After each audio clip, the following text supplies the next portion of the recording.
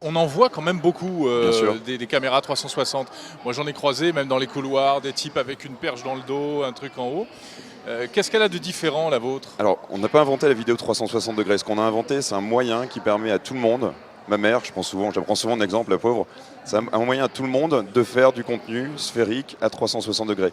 L'idée, c'est on prend des données qui viennent de différents capteurs et on les recolle en temps réel sans avoir besoin de passer par du processing sur un ordinateur. Pourquoi? C'est simple, la meilleure des caméras, c'est celle que vous avez sur vous, c'est votre smartphone aujourd'hui, et votre smartphone, il est en réel. Le smartphone, imaginez votre smartphone si vous deviez le brancher sur votre ordinateur pendant 10 minutes, de manière à pouvoir lire une vidéo ou la récupérer. Vous ne l'utiliserez jamais. Le 360 degrés, si on veut qu'il soit consumer, c'est la même chose. Donc beaucoup de technologie dans ce produit en effet. On a mis un petit peu de temps à finaliser le produit. On est en pleine production. Selon vous, c'est très accessible, donc c'est très facile à utiliser. C'est complètement accessible.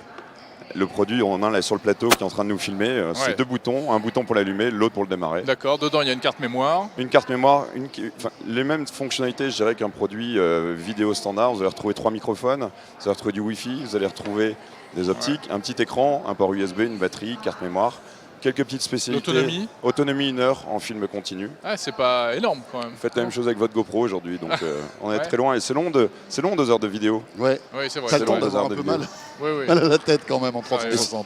Et surtout, ce que je vais rajouter aussi sur ce produit, on a une approche qui était différente. C'est-à-dire qu'on n'a pas fait juste une caméra, on a fait une caméra qui est très versatile.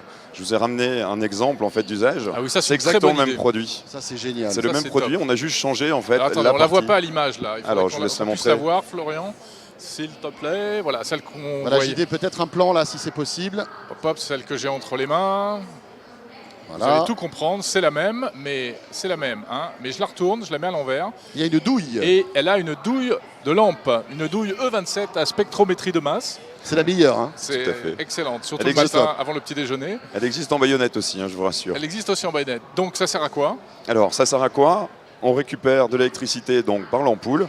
En général, on va retrouver au milieu de toutes les pièces une lampe, un plafonnier. Assez simple, on dévisse l'ampoule, on remplace ça par la caméra s'allume, elle peut rester allumée 24 heures sur 24, 7 jours sur 7.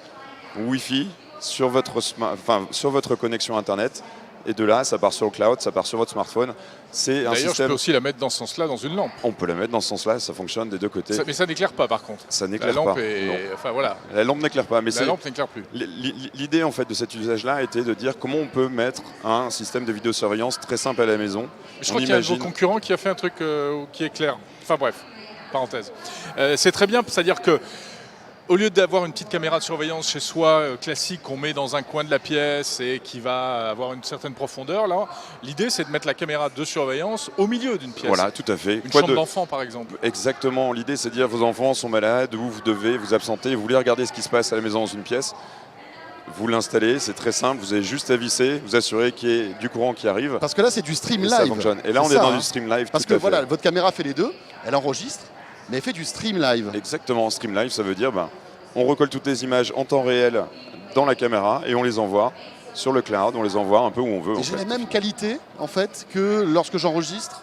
La différence c'est qu'on enregistre en fait l'ensemble du champ de vision sur un flux qui est Full HD. Donc forcément quand vous regardez une seule portion, vous avez un peu plus pixelisé. Mais il faut voir un moment la vidéo et la photo 360 degrés comme étant un reset de l'expérience photo et vidéo. Souvenez-vous des premiers appareils photo photographiques numériques. L'expérience c'était quoi? Finalement on peut prendre des photos que l'on jette, des photos gratuites, donc des photos que l'on peut expédier. On s'en fiche. C'était pas ça, c'est un nouveau type d'expérience. Et là, dans le 360 degrés, c'est la même chose. C'est-à-dire que l'expérience de pouvoir naviguer, revivre, avoir un film et 1 million d'histoires, fait oublier effectivement un défaut de qualité. Mais c'est un défaut de qualité qui est purement la technologie.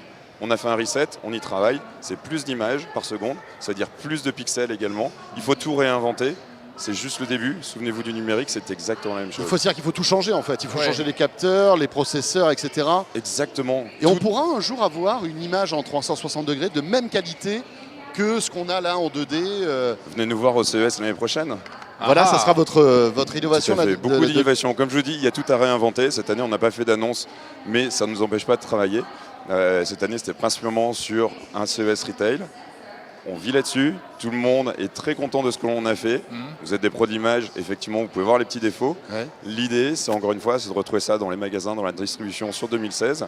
Et puis on arrivera au CES l'année prochaine. 499 € pour la caméra standard. Et vous allez retrouver des accessoires donc avec le light bulb aux alentours de 79 €.